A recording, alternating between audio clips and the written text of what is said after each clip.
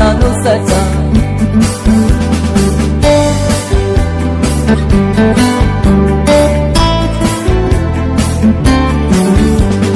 မောင်တို့မေတို့ချောင်းခံဝင်အပြုံးမှန်ကိုဆွေးမင်္ဂလာပါဆရာမညီညီညာညာနှုတ်ဆက်ကြ